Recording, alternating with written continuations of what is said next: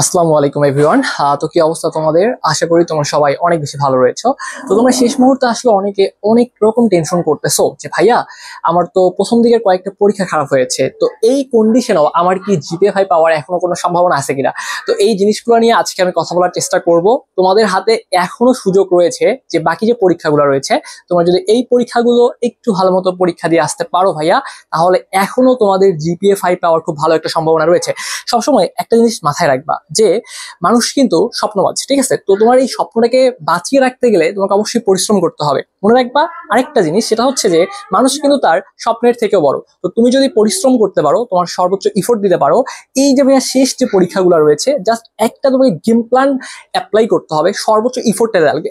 তুমি যদি এখন চিন্তা করো যে ভাইয়া আমি যদি জিপি 5 না পাই বা আমার যদি রেজাল্ট খারাপ হয়ে যায়, আলটিমেটলি প্রথম দিকে পরীক্ষাগুলো দিয়েছি, বাকিগুলো দিলাম, ভালো দিলাম, তারপরেও যদি জিপি 5 না আসে, এই টেনশন গুলার জন্যই তুমি পড়ার টেবিলে ভালো মতো পড়াশোনা করতে পারতেছো না, প্রিপারেশন নিতে পারতেছো না, কারণ তোমার মাথায় একটা টেনশন রয়েছে যে যদি না পারি। সো এই যদি কিন্তু বাদ দিয়ে তোমার হাতে যে সময়টা রয়েছে, তুমি কিন্তু চাইলেই পারো ভাইয়া এই সময়টা তোমার সর্বোচ্চ ইফোর্টটা দিতে। রেজাল্ট একটা তো আসবে, যদি ভালো পরিশ্রম করতে পারো, মোটামুটি ইফোর্ট দিতে পারো, তাহলে দেখা যাবে তোমার জিভাইব চলে আসলো। আর যদি কোনো কারণে জিভাইব না আসে, তাহলে তো কাছাকাছি যেতে পারবা। তো হাল ছেড়ে দেওয়ার কোনো কারণ নেই, অন্যদের দিকে তাকানো যাবে না, ঠিক আছে? তো তোমাদের লক্ষ্য অটুট রেখে তোমাদের সর্বোচ্চ এফোর্টটা এই শেষ সময় তোমাদেরকে দেওয়া লাগবে।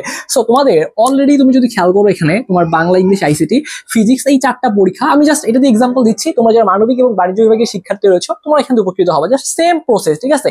যেহেতু তোমাদের সব মিলিয়ে 7টা সাবজেক্টে পরীক্ষা হয়, এই 7টা সাবজেক্টের মধ্যে তোমার অলরেডি বাংলা, ইংলিশ, আইসিটি এবং ফিজিক্স, এই 4টা পরীক্ষা হয়ে গিয়েছে। আচ্ছা, এখন অনেকেই চিন্তা করতেছো ভাইয়া আইসিটি পরীক্ষা ভালো হয় নাই, আইসিটি ভালো হয়নি, ফিজিক্স মোটামুটি দিয়েছি, ইংলিশ দিয়েছি, বাংলা দিয়েছি। তো আমি কিছু সমীকরণ তোমাদেরকে আজকে তুলে ধরার চেষ্টা করবো, কিছু সমীকরণ দেখাবো।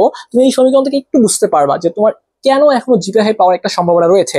আর যেটা বললাম, রেজাল্ট নিয়ে চিন্তা করবে না, বাকি যে পরীক্ষাগুলো আছে এটা তোমাকে তোমার সর্বোচ্চ ইফোর্টটা দেওয়া লাগবে। কারণ ধরো তুমি আগে পড়াশোনা করো নাই, এই পরীক্ষার আগের সময়গুলো কিন্তু ভাই অনেক বেশি গুরুত্বপূর্ণ। এখন বলতে পারো কেন গুরুত্বপূর্ণ? কারণ পরীক্ষার আগে তুমি যে জিনিসগুলো পড়বা, এগুলোই কিন্তু তোমার মেমোরিতে থাকবে, এগুলোই কিন্তু পরীক্ষা খাতা যা লিখবা। সো আগে একটা শিক্ষার্থী হয়তো পড়াশোনা করে নাই, বাট পরীক্ষার আগে সে যদি ভালো মতো পড়াশোনা করতে পারে, কন্টেন্ট গুলো গুছিয়ে পরীক্ষা দিতে পারে, তাহলেও কিন্তু আমি তোমাকে কিছুই বলবো না যে ভাই আগে পড়াশোনা করো নাই, এখন তোমার হুশ জ্ঞান ফিরছে, তুমি এখন পড়াশোনা করতেছো, তাহলেও হবে। সো দেখো একটু করে, এখনো আমাদের এই যে কেমিস্ট্রি পরীক্ষা বাকি রয়েছে, chemistry first part second part রয়েছে, biology first part second part রয়েছে, higher math first part second part রয়েছে। তার মানে 3টা পরীক্ষা কিন্তু এখনো বিজ্ঞানের শিক্ষার্থী যারা বাকি রয়েছে, একইভাবে মানবিক এবং বাণিজ্য, তোমাদেরও কিন্তু দেখবা যে গ্রুপ সাবজেক্ট কিন্তু 3টা ভাই, এই যে বাংলা, ইংলিশ, আইসিটি, এই 3টা হচ্ছে তোমার গ্রুপ সাবজেক্ট। ওকে, সো এখন তুমি দেখো এই যে 3টা সাবজেক্ট রয়েছে, তুমি যদি এই 3টা সাবজেক্টেও এ প্লাস ইনশিওর করতে পারো ভাইয়া, তারপরেও তোমার শেষ মুহূর্তে এ প্লাস পাওয়ার খুব ভালো একটা সম্ভাবনা থাকবে। কেন থাকবে? দেখো এই যে শর্ত নাম্বার 1 লিখে রাখছি, তুমি যদি সবগুলো সাবজেক্টে, ধরো 7টা সাবজেক্ট আছে তোমার, 7টা এ প্লাস পাইছো, তাহলে তুমি জিপিএ 5 বা তুমি এটা গোল্ডেন বলতে পারো। এখন দেখো, মনে করো তুমি 4টা সাবজেক্ট এ প্লাস পাইছো, এখন 4টাতে এ প্লাস, 3টাতে তুমি এ পাইছো, ঠিক আছে? তারপরও কিন্তু ভাইয়া তোমার এ প্লাস চলে আসবে। এরপরে দেখো 5টাতে এ প্লাস পাইছো তুমি, একটায় শুধু এ পাইছো, একটায় এ মাইনাস পাইছো, তারপরেও তোমার এ প্লাস চলে আসবে।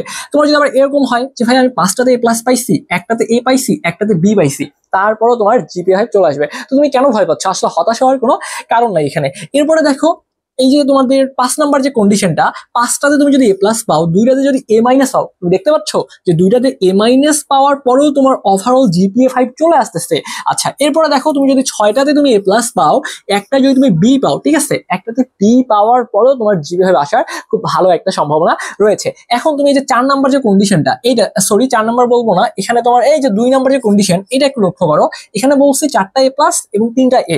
এখন কথার কথা, তুমি যদি কেমিস্ট্রিতে এ প্লাস পাও, কারণ কেমিস্ট্রিতে এ প্লাস পাওয়া সহজ, বিগত বছরের প্রশ্নগুলো ভালো মতো পড়ো, বোর্ডের প্রশ্নগুলো সমাধান করে পরীক্ষা দিয়ে যাও, দেখবা যে ওইখান থেকে চলে আসতেছে এবং আলটিমেটলি তুমি কেমিস্ট্রিতে এ প্লাস তুলতে পারবে। একটু পরিশ্রম করো, এমসিকিউর ক্ষেত্রে বক্সের এমসিকিউ গুলো পড়ো, গাইডলাইন তো দিয়ে দিয়েছি, ওইগুলো পড়ো, এবং বিগত বছরে তুমি যদি সৃজনশীলগুলো দেখতে পারো, কেমিস্ট্রিতে এ প্লাস পাওয়া পসিবল। বায়োলজি সুন্দর মতো এমসিকিউ পরীক্ষা দিবা, সবগুলো যদি লিখে আসতে পারো, 100-র মধ্যে অ্যাটলিস্ট মিনিমাম 80 পাওয়া কোনো ব্যাপারই না, ঠিক আছে? প্রশ্ন যেমনই হোক না কেন। এরপর হায়ার ম্যাথ একটু ভালো মতো পরীক্ষা দিও, তাহলে এখানেও যদি তোমার এ প্লাস আসে, তাহলে এটাও এ প্লাস, এটাও এ প্লাস, এটাও এ প্লাস। যেহেতু এই পরীক্ষাগুলো এখনো হয় নাই, তুমি যদি তোমার সর্বোচ্চ পরিশ্রম দিয়ে এই 3টাতে এ প্লাস ইনশিওর করতে পারো, তাহলে দেখো। আর এখানে ধরলাম তুমি যে আইসিটি প্রশ্ন কঠিন করছে, খারাপ হয়েছে, বাংলা মোটামুটি এ প্লাস পাওয়ার কথা, যদি লিখে আসতে পারো বাংলা তোমার ফার্স্ট পার্ট এবং হচ্ছে সেকেন্ড পার্ট দুইটা মিলে তোমার এ প্লাস চলে আসবে। তাহলে একটা দুইটা তিনটা চারটা, এই যে দেখো তোমার চারটাতে এ প্লাস চলে আসতেছে, আর বাকি তিনটায় তোমার যদি ভাই এ আসে তারপরেও কিন্তু তোমার জিপিএফআই পাওয়ার একটা ভালো সম্ভাবনা রয়েছে।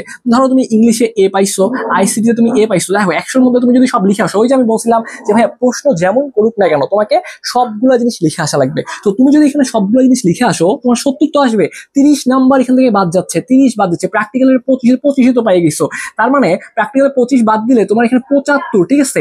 এই 75-এর মধ্যে দেখো তোমার তো অলরেডি 25 পেয়ে গেছো, একটু মোটামুটি লিখলে 70 তো থাকবে ভাই, 100-র মধ্যে 100 পদ দরকার নেই, 80 পদ দরকার নাই, 70 তো থাকবে। তাহলে এখানে তোমার যদি এ আসে, ইংলিশে তো তোমার অনেকের এ প্লাসও চলে আসবে, আবার ধরলাম যে কারো এ আসবে, তাহলে এখানে এই জায়গাটা এ, এবং ফিজিক্সেও যদি তোমার 70 আসে ভাইয়া, তাহলেও দেখা যাচ্ছে যে তোমার চারটাতে এ প্লাস তিনটাতে এ থাকার পরেও তোমার কিন্তু যে চারটায় এ প্লাস তিনটায় এ থাকার পরেও তোমার জিপিএফ চলে আসতেছে। তো একটা জিপিএফআই আসলে জীবনে সবকিছু না, বাট এটা লাগে। কেন লাগে ভাইয়া? এই এসএসসি এবং এইচএসসি রেজাল্ট আমাদের জীবনে অনেক গুরুত্বপূর্ণ, কারণ সামনে তুমি মেডিকেলে পরীক্ষা দিবা, ইঞ্জিনিয়ারিং সেক্টরগুলোতে পরীক্ষা দিবা, বিশ্ববিদ্যালয়ে পরীক্ষা দিবা। সো এটা একটু মাথায় রাখা লাগবে, ঠিক আছে? এমনটা না যে ভাইয়া জিপিএফ না পেলে সবকিছু শেষ। বাংলাদেশে অনেক শিক্ষার্থী আছে যারা প্রতি বছর জিপিএফআই পাওয়ার পরও দেখা যায় কোনো পাবলিক বিশ্ববিদ্যালয়ে পড়ার সুযোগ লাভ করে না। তো তোমাদের একটু সমস্যা হতে পারে যে হয়তো রেজাল্ট খারাপ হলে মেডিকেলে পরীক্ষা দিতে পারবা না, সেক্ষেত্রে বিশ্ববিদ্যালয়গুলো টার্গেট করতে হবে। তো যাই হোক, তোমরা যারা এগুলো নিয়ে টেনশন করতেছো, টেনশন করো না, পরীক্ষাগুলো ভালো মতো দাও, সামনে এগুলো নিয়ে কথাবার্তা হবে। আর তোমাদের তো সামনে পরীক্ষা দেওয়াই লাগবে এডমিশনে। তো তোমরা যারা মেডিকেলের জন্য প্রিপারেশন নিতে চাচ্ছ অথবা ভার্সিটি ভর্তি পরীক্ষার জন্য প্রিপারেশন নিচ্ছ, তারা আমাদের সাথে প্রিপারেশন নিতে পারবা। আমাদের যে হোয়াটসঅ্যাপ নাম্বারটা রয়েছে 01317132318, এটা হচ্ছে ভাইয়া আমাদের হোয়াটসঅ্যাপ নাম্বার 01317132318। এই নাম্বারে আমাদেরকে এখনই হোয়াটসঅ্যাপে একটা মেসেজ দাও, কারণ আমাদের মেডিকেল ব্যাচ বলো, ভার্সিটি ব্যাচ বলো, এগুলোতে এখন 55% ডিসকাউন্টে ভর্তি চলছে। টোটাল কোর্স ফি আমাদের 4500 টাকা, এটা হচ্ছে ভার্সিটি এ ইউনিটের কোর্স ফি, যেখানে 55% ডিসকাউন্টে এখন তুমি মাত্র তুমি এখন 2500 টাকায় ভর্তি হতে পারবা। আর যদি প্রি বুকিং করে রাখো আরো 500 টাকা ডিসকাউন্টে তুমি মাত্র কিন্তু ভাইয়া 2000 টাকায় ভর্তি হতে পারবা। তো যারা এখনো ভর্তি হওয়া নাই, প্রি বুকিং করে রাখতে চাচ্ছ, তারা হচ্ছে আমাদের এই নাম্বারে হোয়াটসঅ্যাপে কন্ট্যাক্ট করে প্রি বুকিং করে রাখতে পারো। হ্যাঁ, প্রি বুকিং জিনিসটা কেন প্রি বুকিং করবো? প্রি বুকিং মানে হচ্ছে যে তুমি এখন ভর্তি হয়ে থাকতেছো আমাদের এখানে, আর এইচএসসি পরীক্ষার পর যখন ক্লাস শুরু করবো তখন তুমি আমাদের সাথে ক্লাস কন্টিনিউ করবা, কারণ আমাদের ক্লাসগুলো কিন্তু এইচএসসি পরীক্ষার পরে শুরু হবে, ক্লাস কিন্তু এখন শুরু হচ্ছে না। তো প্রি বুকিং করে রাখলে তুমি অফারটা পাবা যে এই 4500 টাকার কোর্স তুমি মাত্র এখন 2000 টাকায় ভর্তি হতে পারবা। ওকে, আর যদি বলো মেডিকেল ব্যাচের কথা, মেডিকেল ব্যাচের টোটাল কোর্স ফি 6000 টাকা, এখন তোমার ডিসকাউন্টে মাত্র 3500 টাকায় ভর্তি হতে পারবা। আর অনেকের প্রশ্ন হতে পারে ভাইয়া আমার যদি জিপিএ কম আসে, পরে যদি আমি মেডিকেল পরীক্ষা দিতে না পারি, তাহলে তোমাকে আমরা মেডিকেল থেকে শিফট করে আমাদের যে ভার্সিটি ব্যাচ রয়েছে সেই ব্যাচে কিন্তু তোমাদের ক্লাস করার সুযোগ করে দিব। তো টেনশন নেওয়ার কোনো কারণ নেই, ভাইয়ারা তোমাদের পাশে আছি, যে কোনো প্রবলেম আমাদের সাথে শেয়ার করবা, অবশ্যই তুমি আমাদের কাছ থেকে সলিউশন পাবা। তো যাই হোক, এই ব্যাপারগুলো মাথায় রাখো, আর পরীক্ষাগুলো ভালো মতো দাও, কারণ একটা ভালো রেজাল্ট আসলে সামনে এডমিশনের জার্নিটা আমাদের জন্য অনেক বেশি সহজ হয়ে যাবে। তো সবাই ভালো থাকো, আর যারা এখন আমাদের স্বপ্নের পাঠশালা সাবস্ক্রাইব করো নাই, একটু কষ্ট করে সাবস্ক্রাইব করে আমাদের পাশেই থাকবা। ধন্যবাদ সবাইকে।